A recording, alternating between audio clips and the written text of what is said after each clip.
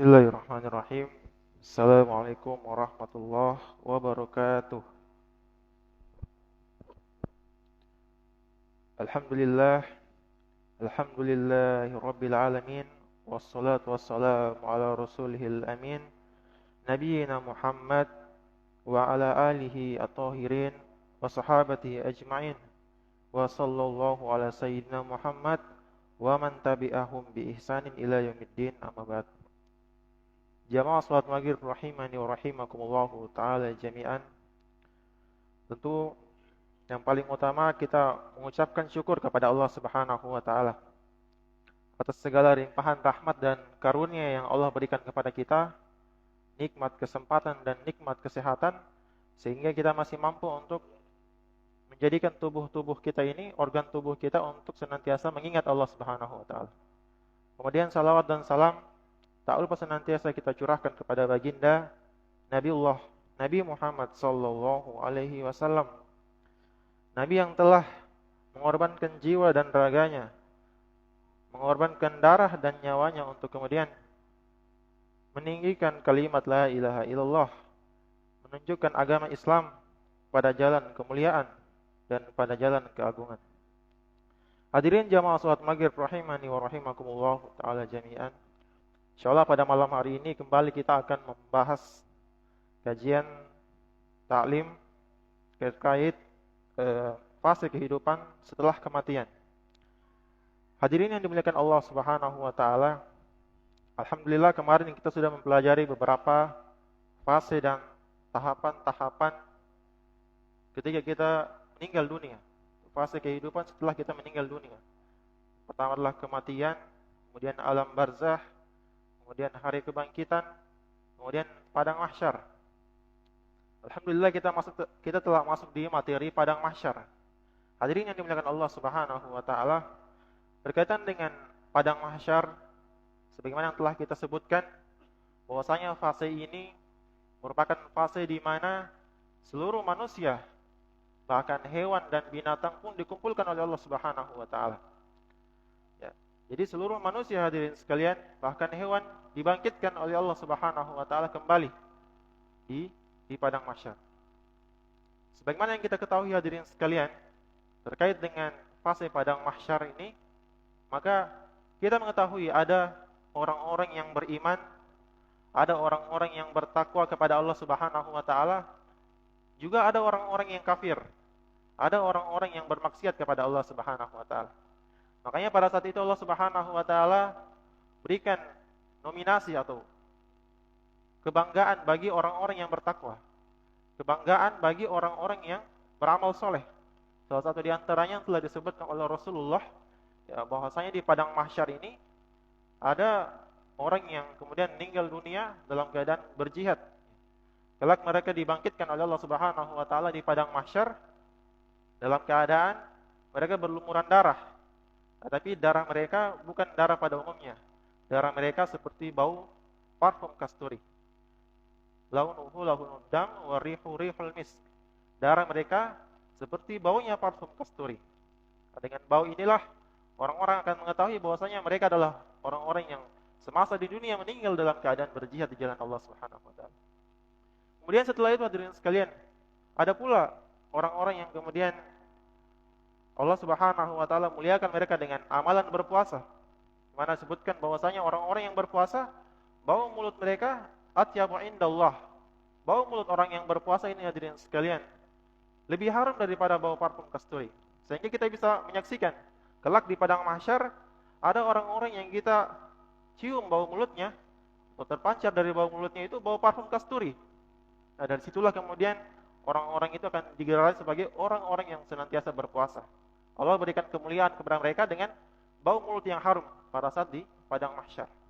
Kemudian Allah Subhanahu wa taala juga muliakan sebagaimana dalam sabda Rasulullah, al-muadzdinun atwalun nasi a'naqan yaumal qiyamah. Yaitu orang-orang yang senantiasa mengumandangkan azan. Kata Rasulullah, Allah Subhanahu wa taala juga akan memuliakan para muazzin.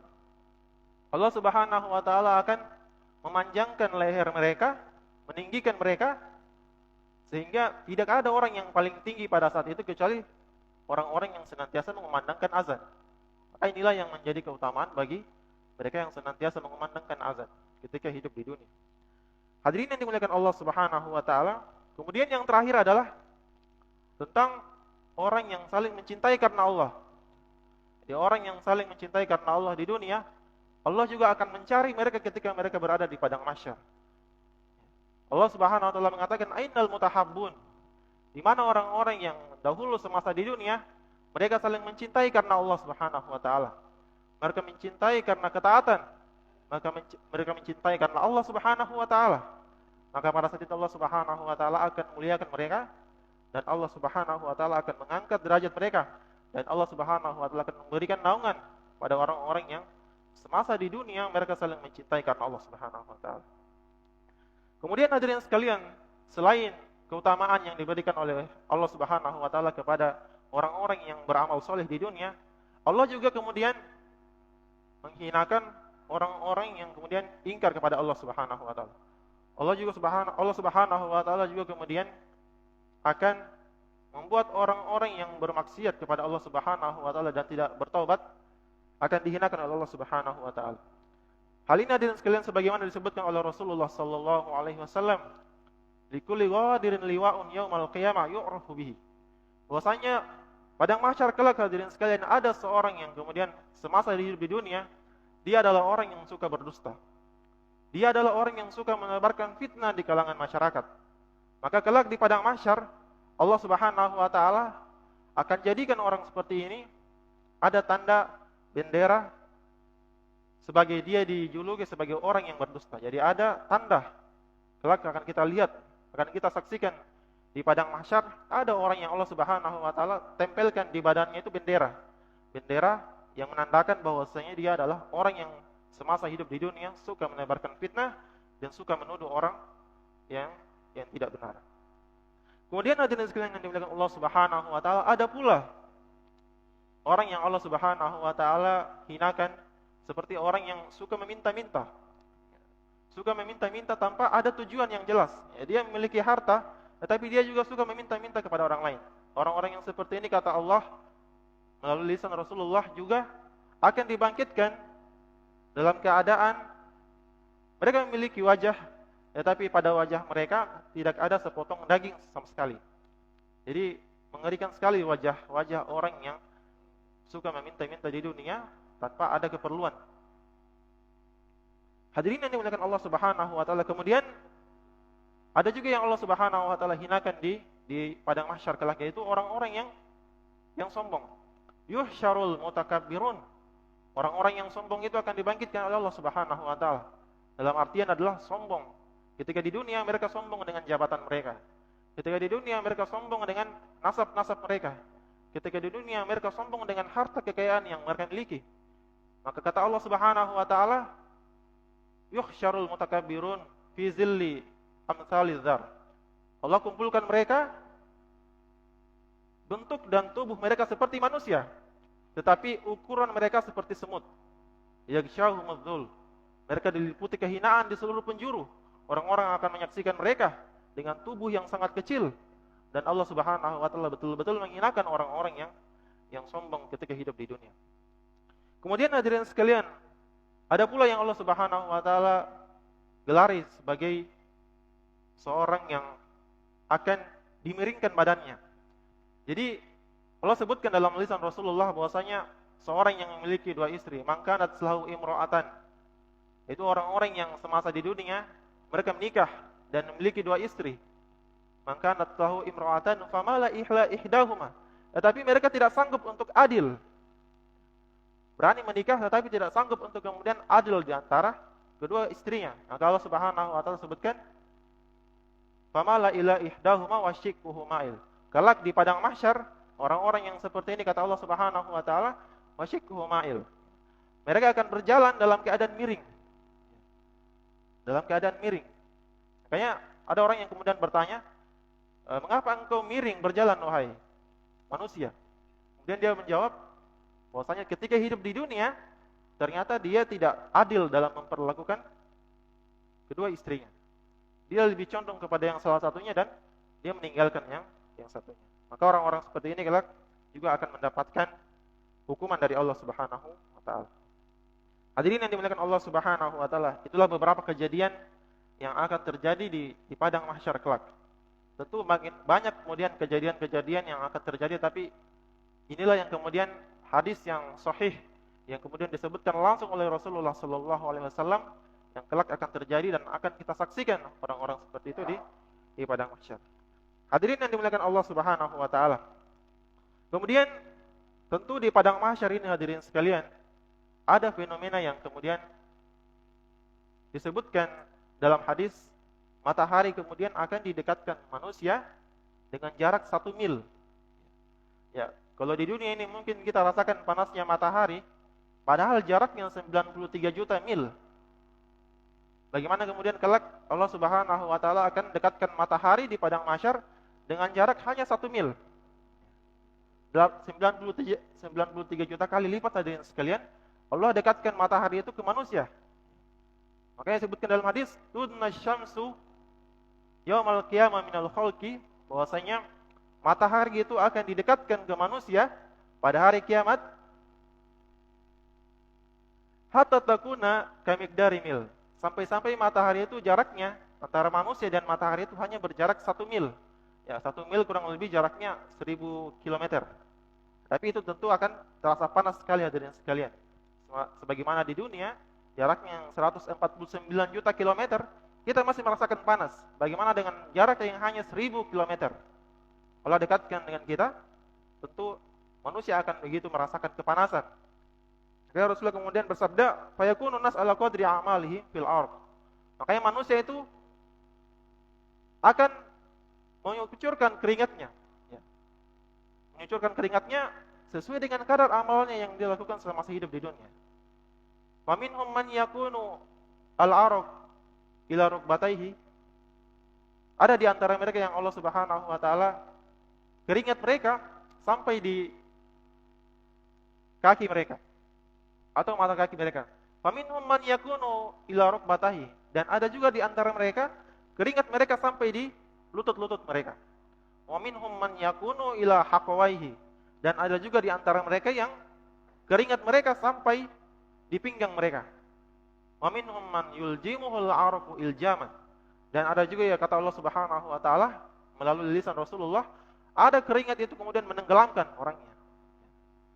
Jadi setiap manusia akan ditenggelamkan keringatnya sesuai dengan kadar amalan yang dia lakukan semasa hidup di dunia. Banyak ketaatan yang dilakukan, maka keringatnya akan sesuai dengan amal yang dia lakukan. Semakin banyak dosa yang dilakukan, maka semakin tinggi keringat itu kemudian yang akan menenggelamkan dirinya.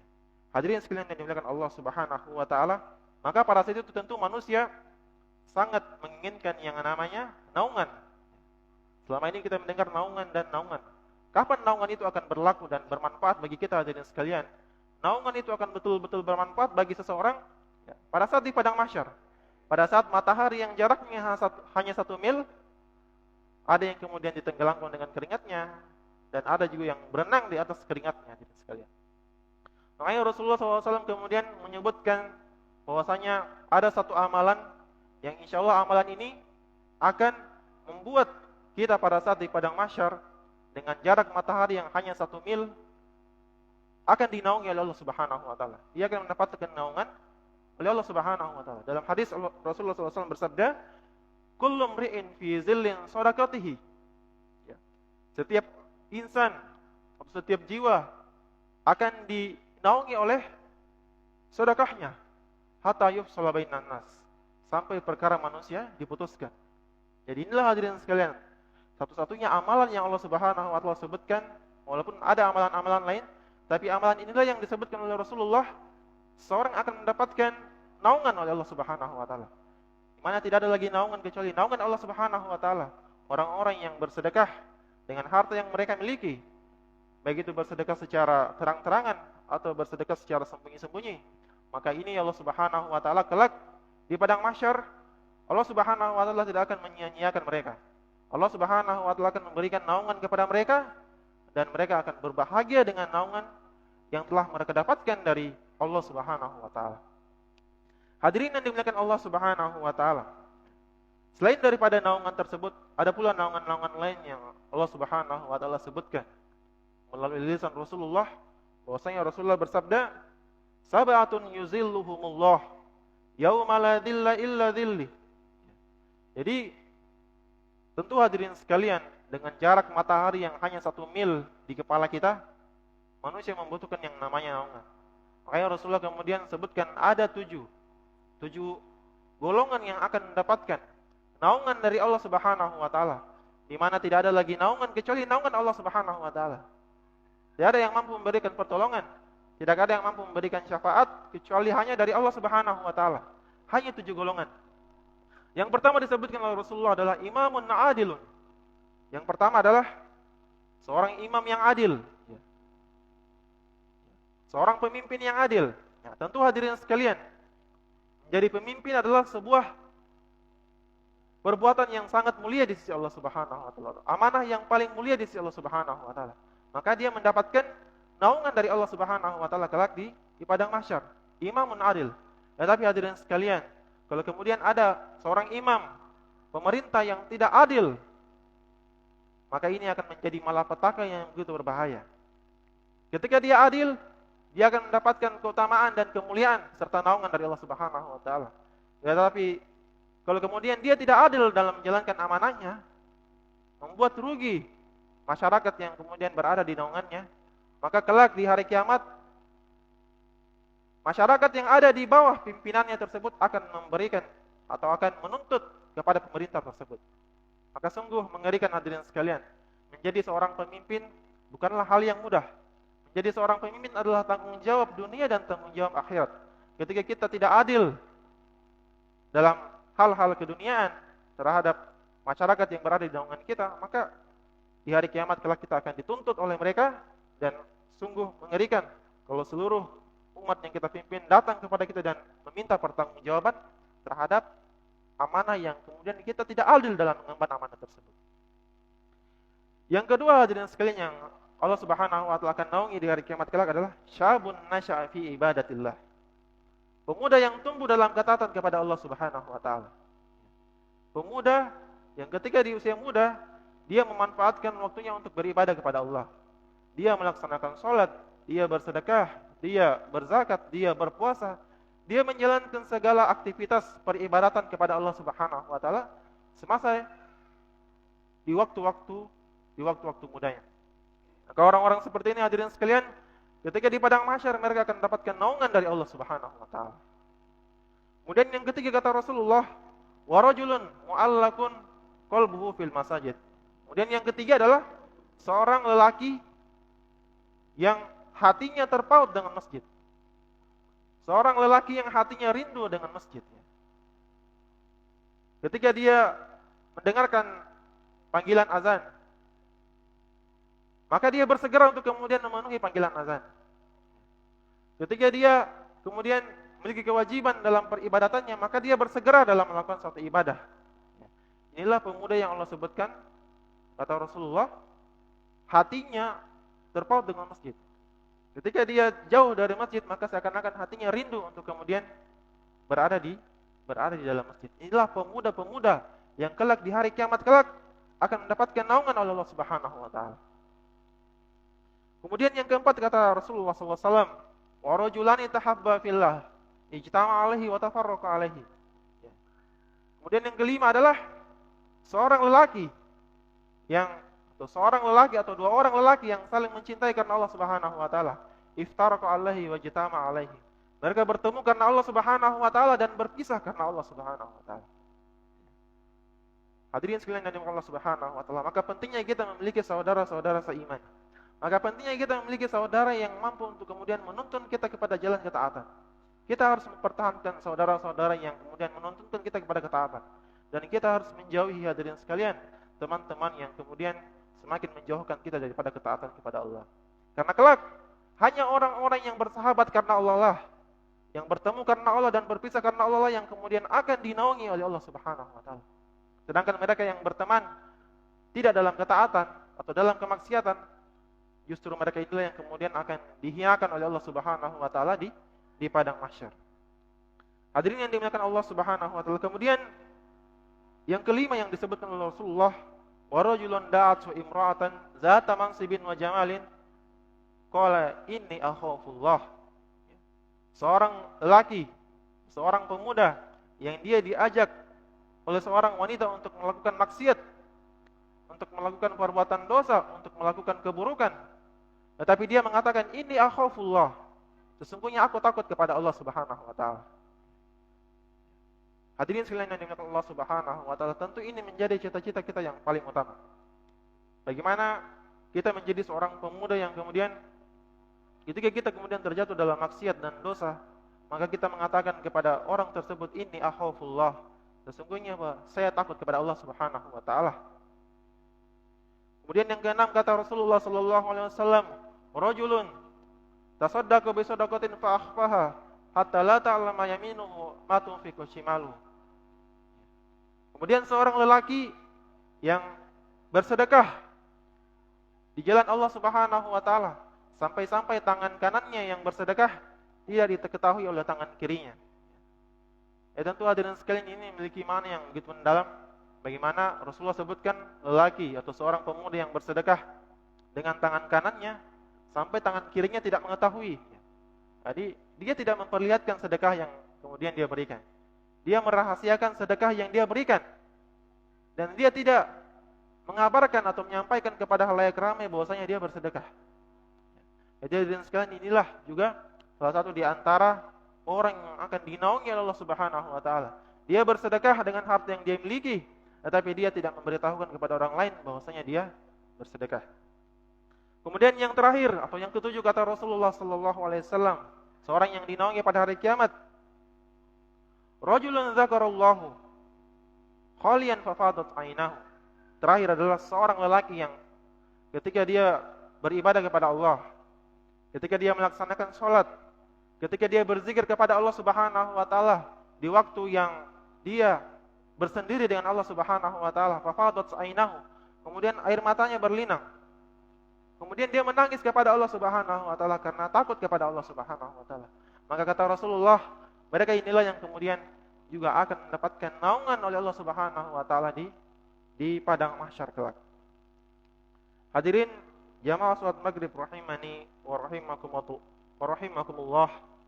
Semoga Allah Subhanahu wa taala menjadikan kita sebagai hamba yang mendapatkan naungan di hari kiamat kelak. Hamba yang kemudian mendapatkan naungan di mana tidak ada lagi kemudian naungan yang bisa kita dapatkan kecuali hanya naungan Allah Subhanahu wa taala.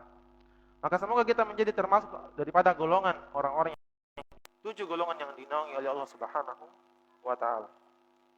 Hadirin yang dimuliakan Allah Subhanahu wa taala, kemudian disebutkan bahwasanya orang-orang yang kafir itu ketika di padang mahsyar mereka akan merasakan padang mahsyar itu waktu yang begitu panjang.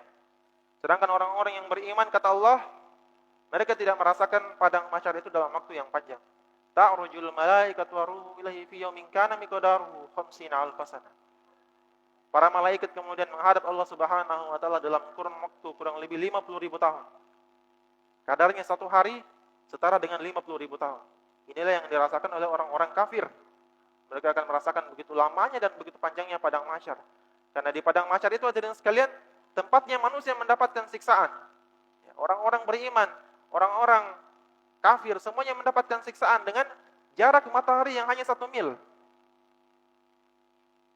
Makanya disebutkan ada yang keringatnya itu sampai di mata kakinya, keringatnya sampai di lututnya, bahkan sampai menenggelamkan dirinya. Semua akan mendapatkan balasan dari Allah Subhanahu wa taala sesuai dengan kadar amalannya, baik orang yang kafir ataupun orang yang beriman kepada Allah Subhanahu wa taala. Hadirin yang dimuliakan Allah Subhanahu wa taala, tentu dalam kondisi yang begitu menggenaskan dan mengerikan ini, di padang mahsyar semua manusia tentu membutuhkan pertolongan.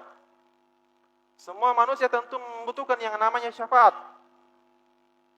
Pertolongan dari Allah Subhanahu wa taala.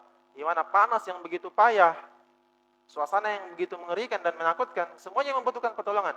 Orang-orang yang beriman ataupun orang-orang kafir, semuanya membutuhkan pertolongan dari Allah Subhanahu wa taala.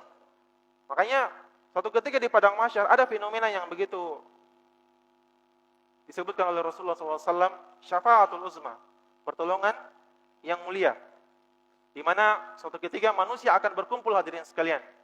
Manusia akan berkumpul di padang mahsyar di satu tempat, disebut dengan padang mahsyar, dengan jarak matahari yang begitu dekat, hanya 1 mil. Mereka kemudian berunding dan berdiskusi. Semua manusia akan berkumpul dan berdiskusi bagaimana caranya mereka bisa mendatangkan Allah Subhanahu wa taala untuk dimulai persidangan. Karena Allah Subhanahu wa taala pada saat itu, hadirin sekalian, tidak datang. Manusia menunggu Allah Subhanahu wa taala untuk datang memulai persidangan, tapi Allah Subhanahu wa taala tidak datang. Allah tidak datang. Makanya manusia berusaha semaksimal mungkin untuk memikirkan bagaimana caranya Allah datang di tempat ini untuk kemudian memulai yang namanya hari persidangan. Karena ketika dimulai hari persidangan, maka padang mahsyar ini akan selesai. Ya, tapi belum datang Allah, maka belum dimulai persidangan, maka manusia masih akan merasakan yang namanya siksaan padang mahsyar. Semuanya meminta berkumpul di satu padang, kemudian berkumpul, kemudian mereka mendatangi Nabi Adam alaihissalam. Mereka mendatangi Nabi Adam, wahai Nabi Adam, engkau melihat keadaan kami yang begitu payah, engkau melihat keadaan kami yang begitu sulit. Kami tersiksa dengan jarak matahari yang begitu dekat. Kemudian apa yang dikatakan oleh Nabi Adam alaihissalam, hadirin sekalian? Nabi Adam mengatakan, nafsi, nafsi, nafsi. Diriku, diriku, diriku. Aku tidak sanggup untuk menolong kalian. Aku pernah bermaksiat kepada Allah Subhanahu wa taala. Aku dilarang untuk memakan buah yang terlarang, tetapi aku kemudian memakan makanan tersebut, dan Allah melemparkanku ke dunia dan mengeluarkanku dari surga. Nah, inilah dosa yang kemudian dilakukan oleh Nabi Adam, sehingga Nabi Adam ketika dimintai pertolongan oleh seluruh manusia, dia tidak berani memberikan pertolongan. Karena dia melakukan dosa yang memakan buah yang terlarang. Sehingga dia mengatakan, pergilah kalian selainku, pergilah kalian kepada Nabi Nuh. Sehingga semua manusia berkumpul kemudian menuju untuk menemui Nabi Nuh pada saat itu. Kemudian mereka berkata, wahai Nabi Nuh, engkau melihat keadaan kami yang begitu payah, yang begitu sulit, yang begitu tersiksa. Apakah engkau tidak ingin menolong kami? Apa yang dikatakan oleh Nabi Nuh? Nafsi, nafsi, nafsi. Diriku, diriku, dan diriku. Ya. Sesungguhnya aku tidak mampu untuk menolong kalian. Aku pernah mendoakan kaumku untuk ditimpakan azab. Sehingga dengan doa itulah, kemudian aku takut jika kemudian Allah Subhanahu wa taala marah kepadaku. Inilah juga dosa yang dilakukan oleh Nabi Nuh. Nabi Nuh pernah mendoakan kaumnya untuk ditimpakan azab. Sehingga dengan perkara inilah Nabi Nuh kemudian tidak berani untuk juga meminta pertolongan kepada Allah Subhanahu wa taala untuk memberikan syafaat kepada manusia pada saat itu. Kemudian apa yang dikatakan oleh Nabi Nuh? Pergilah kalian kepada selainku. Pergilah kalian kepada Nabi Ibrahim. Maka semua manusia juga berkumpul kemudian menuju dan menemui Nabi Ibrahim alaihissalam. Kemudian Nabi Ibrahim juga mengatakan hal yang sama, nafsi, nafsi, nafsi. Diriku, diriku, dan diriku. Sesungguhnya aku tidak mampu untuk menolong kalian. Aku pernah berdosa kepada Allah Subhanahu wa taala. Aku pernah berdusta. Itu kurang lebih ada 3 dosa yang disebutkan oleh dalam hadis ini. Makanya dengan hal itulah Nabi Ibrahim juga, hadirin sekalian, tidak mampu untuk kemudian memberikan pertolongan kepada umat. Dia tidak berani menemui Allah untuk memberikan pertolongan kepada manusia. Sehingga dia mengatakan, izhabu ila ghairi. Pergilah kalian kepada selainku. Izhabu ila Musa. Pergilah kalian kepada Nabi Musa alaihissalam. Ya, hadirin sekalian yang dimuliakan Allah Subhanahu wa taala, kemudian semua manusia kemudian berkumpul dan menemui Nabi Musa alaihissalam. Tetapi apa yang dikatakan Nabi Musa? Nafsi, nafsi, nafsi. Diriku, diriku, dan diriku. Sesungguhnya aku pernah membunuh 1 jiwa yang ternyata Allah Subhanahu wa taala tidak memerintahkan aku untuk membunuh orang tersebut. Jadi Nabi Musa pernah membunuh 1 jiwa, padahal Allah tidak menyuruh dia untuk membunuh jiwa tersebut. Walaupun Nabi Musa membunuh dalam keadaan tidak sengaja memukul. Tetapi dengan dosa itulah kemudian Nabi Musa tidak berani untuk kemudian meminta pertolongan kepada Allah Subhanahu wa taala untuk memberikan syafaat kepada umat manusia pada saat itu. Maka Nabi Musa mengatakan, "Idhabu ila ghairi, izhabu ila Isa." Pergilah kalian kepada selainku, pergilah kalian kepada Nabi Isa alaihissalam. Maka pergilah kemudian kepada Nabi Isa juga mengatakan hal yang sama. Beliau tidak sanggup karena beliau juga pernah melakukan yang namanya dosa. Kemudian Nabi Isa menyuruh manusia pada saat itu kemudian bertemu dengan Nabi Muhammad alaihissalam. Maka berkumpullah manusia kemudian untuk kemudian bertemu Nabi Muhammad sallallahu alaihi wasallam. Maka pada saat itu hadirin sekalian, Nabi Muhammad sallallahu alaihi wasallam yang kemudian melihat umatnya dalam keadaan yang begitu payah dan keadaan yang begitu tersiksa. Kemudian beliau mengeluarkan air matanya kemudian berdoa kepada Allah Subhanahu wa taala. Nabi Muhammad sallallahu alaihi wasallam yang mampu untuk kemudian berani bertemu Allah Subhanahu wa taala. Akhirnya beliau bertemu Allah Subhanahu wa taala dan sujud dengan sujud yang lama. Maka disebutkan dalam Al-Qur'an, "Wa minal laili fatahajjad bihi nafilatan laka asa ayyab'asaka rabbuka maqaman mahmuda." Dan pada sebagian malam bangunlah kalian untuk melaksanakan sholat tahajud, nafilah, sebagai tambahan amalan bagi kalian. Asa ayyab'asa rabbuka maqaman mahmuda. Semoga Allah Subhanahu wa taala membangkitkan kamu wahai Muhammad di tempat yang terpuji. Jadi karena amalan sholat tahajud Rasulullah inilah yang kemudian Allah Subhanahu wa taala menempatkan Nabi Muhammad maqaman mahmuda, di tempat yang terpuji. Pada saat Nabi Muhammad sujud di hadapan Allah Subhanahu wa taala untuk berdoa untuk kemudian agar umatnya diberikan pertolongan, maka Allah Subhanahu wa taala pada saat itu kemudian mengatakan kepada Nabi Muhammad, "Wahai Muhammad, bangkitlah engkau. Mintalah kepada aku, maka aku akan berikan dan aku akan izinkan apa saja yang kau inginkan. Berikanlah syafaat dan pertolongan kepada umatmu." Maka Nabi Muhammad sallallahu alaihi wasallam kemudian memberikan pertolongan kepada seluruh umat-umatnya pada saat itu. Maka seluruh umat manusia dikumpulkan dalam satu padang. Allah Subhanahu wa taala memuliakan manusia pada saat itu dengan telaga. Jadi ada yang disebut dengan telaga. Ketika manusia mendapatkan pertolongan, maka mereka kemudian pergi ke telaga Nabi Muhammad sallallahu alaihi wasallam. Man marra alayya syariba wa man syariba lam yazma. Di mana ketika manusia meminum air di telaga tersebut, kata Rasulullah, man marra alayya syariba, barang siapa yang pergi ke telagaku maka dia akan minum. Wa man syariba lam yazma, dan barang siapa yang minum di telagaku pada saat itu, lam yazma abadan, dia tidak akan pernah haus lagi selama-lamanya. Jadi hadirin sekalian yang dimuliakan Allah Subhanahu wa taala, di telaga inilah kemudian seluruh umat manusia bersyukur kepada Allah Subhanahu wa taala atas pertolongan yang dari Nabi Muhammad sallallahu alaihi wasallam. Inilah yang disebut dengan syafaat Rasulullah. Inilah yang selama ini kemudian kita sebutkan, kita memohon supaya kita mendapatkan syafaat. Inilah yang disebut dengan syafaat hadirin sekalian. Di padang mahsyar, di waktu-waktu yang begitu sulit, hanya Nabi Muhammad yang mampu untuk menolong kita. Dan nabi-nabi yang lain semuanya tidak mampu untuk menolong manusia. Dan sekali lagi hanya Nabi Muhammad sallallahu alaihi wasallam yang diberikan kemuliaan untuk kemudian menolong manusia dan memberikan syafaat kepada mereka. Hadirin jamaah salat maghrib yang dimuliakan Allah Subhanahu wa taala. Tentu setelah diberikan pertolongan oleh Allah Subhanahu wa taala, maka disitulah kemudian Allah Subhanahu wa taala datang. Allah datang ke padang mahsyar. Wa ja'a rabbuka wal malaku saffan saffa. Dalam Quran surah Fajar ayat 22. Wa ja'a rabbuka wal malaku saffan saffa. Dan pada saat itulah kemudian datang Rabb kalian. Wal malaku saffan saffa. Dan para malaikat bersaf-saf. Dan ketika Allah Subhanahu wa taala datang bersama dengan para malaikat bersaf-saf, disitulah kemudian hadirin sekalian dimulailah yang namanya persidangan. Mana di persidangan ini kemudian semua perkara akan dimintai pertanggungjawaban oleh Allah Subhanahu wa taala. Wa may ya'mal mithqala dzarratin khairan yarah. Barang siapa yang melakukan kebaikan sekecil biji zarah. Wa may ya'mal mithqala dzarratin khairan yarah, dan barang siapa yang melakukan kedustaan atau keburukan sekecil biji zarah, maka pasti dia akan mendapatkan balasan oleh Allah Subhanahu wa taala. Maka hadirin sekalian yang dimuliakan Allah Subhanahu wa taala, di hari persidangan ini tentu semua manusia tidak akan luput daripada yang namanya kezaliman. Kezaliman yang pernah kita lakukan di dunia akan dibalas oleh Allah Subhanahu wa taala di hari kiamat kelak. Bahkan Allah Subhanahu wa taala sebutkan wa izal wuhusyu husyirat, dan apabila hewan-hewan itu kemudian dibangkitkan. Jadi bukan hanya manusia hadirin sekalian yang dibangkitkan, tapi juga hewan-hewan. Semuanya akan dibangkitkan. Makanya kata Rasulullah, ada kambing yang memiliki tanduk, yang dulu di dunia kambing ini pernah menanduk kambing yang lainnya sehingga membuat tanduknya menjadi patah.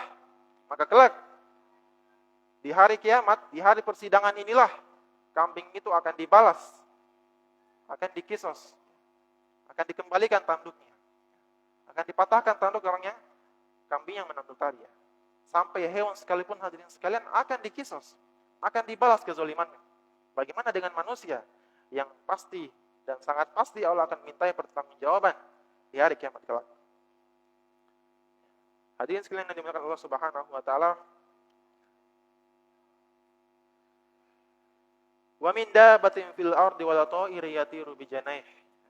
Sampai hewan-hewan liar, burung-burung yang berterbangan. Mereka itu sama dengan umat-umat seperti kita hadirin sekalian. Mereka akan dibangkitkan Allah Subhanahu wa taala dan akan dibalas kezalimannya sesuai dengan kezaliman yang dia lakukan. Ya, hewan ini hadirin sekalian. Kita tidak bicara tentang manusia. Kita masih bicara tentang masa bagaimana hewan juga dibalas di hari kiamat kelak. Hadirin yang dimuliakan Allah Subhanahu wa taala, makanya orang-orang kafir pada saat itu mengatakan dalam Quran surah An-Naba ayat terakhir, wa yaqulul kafiru ya laitani kuntu turaba. Mereka mengatakan, duhai Rabb, sesungguhnya dulu Engkau menciptakan kami cukup dengan tanah saja. Ya. Mereka menginginkan, mereka tidak menjadi manusia. Mereka menginginkan hanya menjadi tanah saja. Nah, itu yang kemudian keluar daripada lisan orang-orang kafir. Ketika mereka melihat hewan-hewan mulai dibalas kezalimannya, hewan yang satu dan hewan yang lain dibalas, kambing dengan kambing, sapi dan sapi, dan lain sebagainya deh. Semuanya saling membalas kezaliman. Apalagi manusia. Makanya orang kafir mengatakan, sesungguhnya, duhai dulu seandainya saya hanya menjadi tanah saja, saya tidak perlu menjadi manusia. Saking banyaknya kemudian kezaliman yang kemudian dia lakukan. Hadirin sekalian dari Allah Subhanahu wa taala. Ya. Jadi perlu juga kita ketahui hadirin sekalian, bahwasanya hewan itu setelah mereka semua dikisos, ya, dibalas semua kezaliman-kezaliman dan sudah adil semuanya, kuni turaban. Allah katakan kepada hewan-hewan ini, kuni turaban. Jadilah kalian seperti tanah. Jadi selesai urusan mereka. Ya, sampai di sini hewan selesai kehidupannya hadirin sekalian. Selesai kehidupan binatang dan hewan-hewan. Ya. Karena Allah Subhanahu wa taala katakan, kuni turaban. Jadilah kalian tanah. Kemudian tersisalah manusia yang akan dibalas segala apa yang kemudian dia kerjakan, dan baik itu amalan-amalan soleh maupun amalan-amalan keburukan. Ya hadirin sekalian, mungkin inilah yang bisa kita pelajari pada kesempatan yang berbahagia ini. Semoga Allah Subhanahu wa taala memberikan kita pertolongan di hari kiamat kelak, dan Allah Subhanahu wa taala memasukkan juga kita ke dalam surganya Allah Subhanahu wa taala. Ya, kita tutup dengan doa kafaratul majelis. Hadanallahu wa iyyakum ajmain. Subhanakallahumma wa bihamdika asyhadu an la ilaha illa anta astaghfiruka wa atubu ilaik. Assalamualaikum warahmatullahi wabarakatuh.